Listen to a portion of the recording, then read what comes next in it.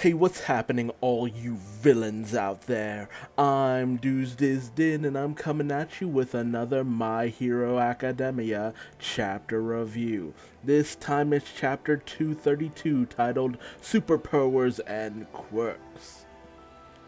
Now, this one actually opens with Twice once actually confronting Destro and creating clones upon clones upon clones upon clones of not just himself, but the other members of the League of Villains, all except for Toga. Oddly enough.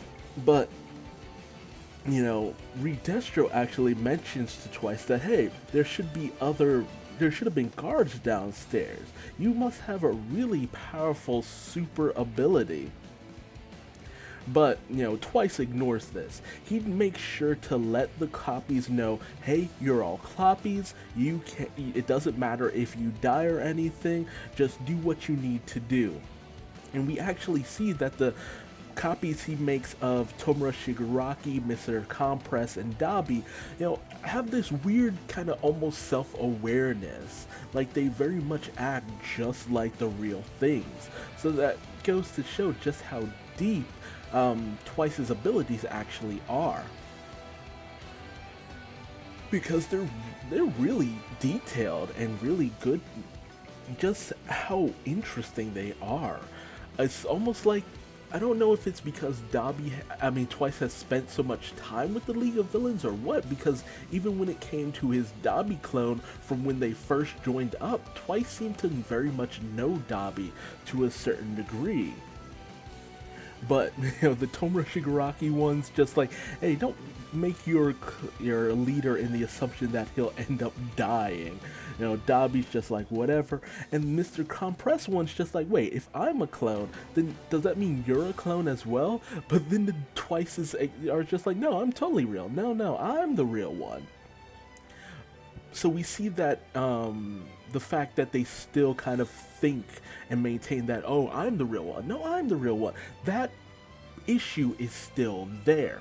However, they actually show that he's able to get around it by having a specific goal, and that goal right there is freeing Giran and taking down Destro. But when one of the Twices go running in, you just see his head just blasted off in a swift blow by Destro. And the Twices are just like, oh man, what the heck was that? And while Mr. Compress asks the Dabi clone, just like, wait, did you see him move? Nah, don't ask me. So Destro simply says, oh, okay, if your clones are really fragile. Shouldn't they be a little bit more powerful in terms of freeing a hostage? And then he threatens Twice by saying, hey, if you create any more clones, I will kill Giran. So, because he had no real intention of killing him since he wasn't actual member of the League of Villains. And Twice gets a little intimidated by this. But, Tomura says, hey, don't worry about this. You managed to create this opening for us. It's one versus many, so we have the advantage. So the copies of Mr. Compress and Dabi go in for the attack, despite being warned by the various Twice clones, as you actually get to see what Destro's true ability seems to be. And that's where the birthmark that keeps forming around his face actually extends to certain limbs and parts of his body, and those parts seem to increase in mass. So he creates this giant arm from his shoulder to the tips of his fingers, and it's huge, shocking everyone, and he just brings his arm down, completely wiping out a few of the Dabi clones as well as the Twice and Mr. Compress clone, and shoves the Tomura Shigaraki clone up against the window. So he's just like unbelievable power and air pressure just from that one single strike. But with that, Destro is just like, okay, so you're probably nothing to really write home about. If your clones can't even match up to me in the slightest, the real thing ain't nothing. Not knowing that, the Twice clones can only do so much. And one of the still remaining Twice clones manages to create a fully formed Twice clones, which runs over to Giran to see if he's okay. And he sees the horror that Giran has lost all the fingers on his entire right hand. And Giran feels a little bit bad because it's just like, oh god, I sold out my own people, my clients, I'm a failure as a merchant, and Twice just feels terrible. It's just like, no, don't apologize, you didn't do anything wrong. And Destro, overhearing this, is just like, you really are nothing but just make-believe hero. Villains. You're not truly evil. You're not truly willing to do what needs to be done. You're all bogged down by unnecessary emotion. And you're nothing in the face of the Superpower Liberation Army. And you'll be crushed by us. Only for the Tomura Shigaraki clone to actually have recovered and goes in for the strike on Destro. Now this clone doesn't have the enhanced abilities of the true Tomura Shigaraki, so he only has the ability to with one touch start to crumble others, but Destro manages to avoid this strike just barely and try to go in on the Tomura Shigaraki clone. But, Destro, feeling the need to monologue his evil intentions, start to kind of talk about the originator of the very first Quirk baby. The woman who bore the very first superpowered human. And at that time, there was actually a lot of prejudice against superpowers. And there was a lot of abuse and discrimination, and the kid was pelted by rocks and stuff, just really put down in general. It shows that no matter what, people will always find an issue with that which they do not truly know. And the woman, tried to speak out to the people and pleaded with them, that's just my child's quirk. That's just something different for her. And, she said we should create a world where this child can live freely and not have to suffer like this. But her, voice fell on deaf ears. Nobody truly believed her. And she stopped raising her voice after a certain point, in trying to actually change the world.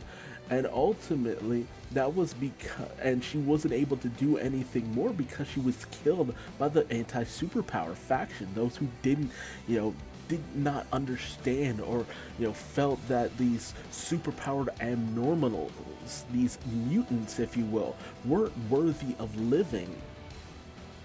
Which Tomura Shigaraki actually says, oh, I actually already know about this, the mother of Quirks. But Destro goes on to say, it's just like, oh, but that all kind of changed when the heroes came in, the government sanctioned heroes who were able to, teamed up with the vigilantes of that day and age, and they dug up the woman's words and used it as a political slogan. Superpowers are merely a type of human individuality. They are quirks. In other words, they try to make this diverse look as a progressive way of thinking. Oh, that's just something different, just a little situation. It's nothing to be afraid of. It's nothing to see as different. However, Destro goes on to say, look, that legislation they enacted, just suppressed people's powers and ability. It made them feel lesser than. It made them not able to actually use their powers in everyday society, despite the fact that, just because someone's able to run a little bit faster than others or is a little bit stronger, that's like suppressing that. It's like suppressing someone just because they have really good eyesight. You can't go around just saying, oh, you shouldn't be able to do that. That's your natural ability. You were born with it. And once again, we get into that theme of X-Men and the mutants and all of that. This is the problem with the Superhuman Registration Act that was brought about, because the governments in that just wanted to bring in people with superpowers and then train them to be weapons. The government always has an angle when it comes to certain things like that. And I'm glad that My Hero Academia is exploring this, because that was always something that was always going to be brought up. No matter what you do, governments are going to try to find a way to exploit the natural given gifts of various people. Hell, that's how we have the Olympics. Well, it's not seen as in that darker light. It's still kind of used to kind of show off the greater abilities of certain individuals as a way of bolstering how people see certain countries. Or I might just be barking up the wrong tree. But, ultimately, a lot of the masses were unable to freely use their, well, as some would say, God given gifts. And thus, Destro came into the picture and said, "This isn't the future my mother wished for. A world where superpowers could be called quirks in the true sense of the word." Quirks were seen as nothing but a slight abnormality, something to be suppressed and ignored. And Tomura's just like, wait, his mother? Yes, Destro, the true Destro, was in fact a child of the very first mother of Quirks. Does that mean he was the luminescent baby, or was it just that he was one of the other children who were born around that time? We're not really given any clarity on that, which really kind of lets you know that Quirks have been around at least a minimum of 300 to 400 years in order for it to have taken over so much of the world at this point in terms of generations. But Destro is just like, and that was the truth. Destro wanted to. Do you understand why Destro's book sold so well?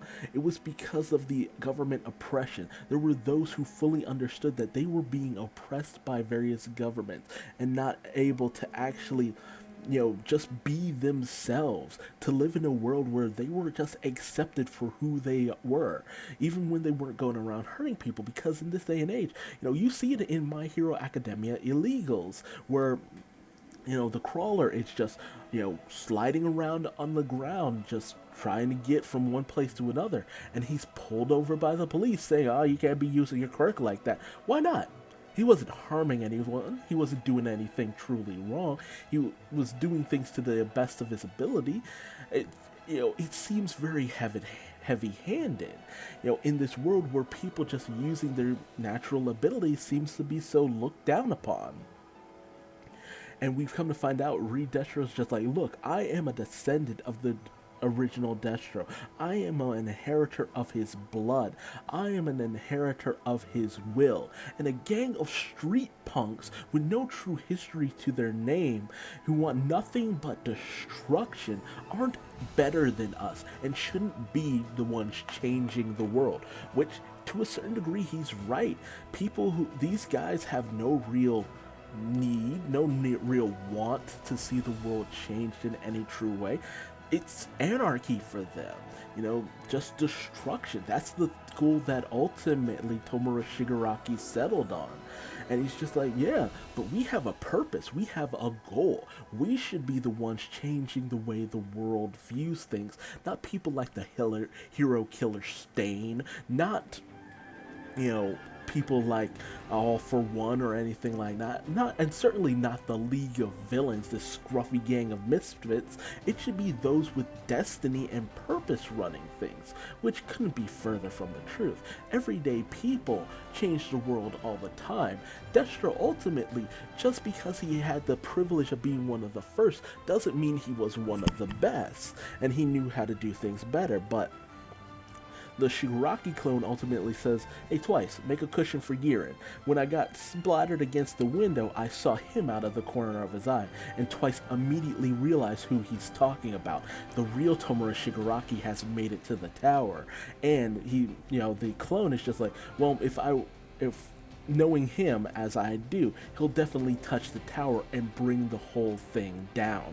And Tomura Shigaraki does just that, showing off his incredible ability, where he, with one touch, brings down the entire tower, just crumbling to the ground. And as, the dust settles and Destro rises from the smolder of the crushed building, he's just like, wait, You're a human, aren't you? Usually humans are supposed to die when they fall from tall buildings. Yeah, it means you must be the boss. Oh wait, you're that Detenerac commercial guy, aren't you? And Reed Destro, pissed as all hell with his, birthmark kind of forming around the entirety of his face. It's just like, you lost your chance to the answer for that. So now we're finally at the conclusion of this face-off. Although we still have various other members of the Superhuman Liberation Army still out there. We still have the dude from the Hearts Party still out there who can still boost up various members. Hanabata, who's still out there, who can help boost various members of the Liberation Army. And you still have Skeptic out there as well. We don't know what he's up to past this point. But, it can't just be that Reed Destro goes out from here. But honestly, I love this chapter. Shigaraki looked like an utter badass when he brought down that tower. But that explanation, that lore dump on how quirks work, I can't believe it came from, the mother of Destro, that the word quirks came from her. She was able to just speak that out, and that became where it came from. Leave it to the government to twist the mother's words used just for the helping her child and make it a slogan, make it a brand of all things. And the fact that she was murdered to boot, who knows, maybe the government had actually done that as well to make her a martyr of all things. The political world can be really scummy, but you kind of understand the Revolutionary Army from here on out. Ultimately, when you get to really know about the world at large, quirks are still a banned things except by government enforcers. That just really makes you sound like just how deceptive and just how cruel the world can be, where a mother's love, a mother's wants for a child to just live a normal life was just suppressed.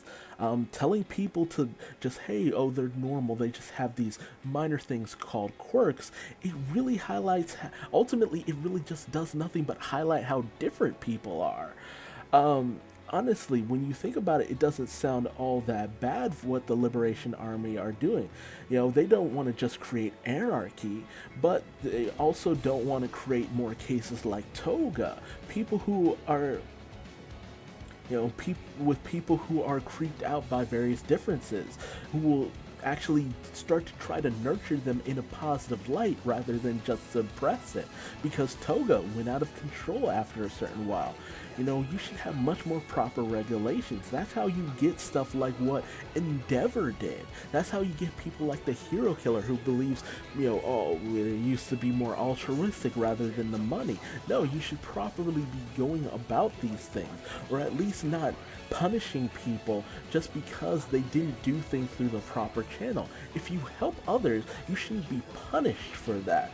That's a situation that caused the rise of I'm forgetting his name already, but that one villain that Deku faced off against, with the ability to turn things into rubber, with Love Lover and all that. He went to the side of villain because he was punished because he was trying to help someone.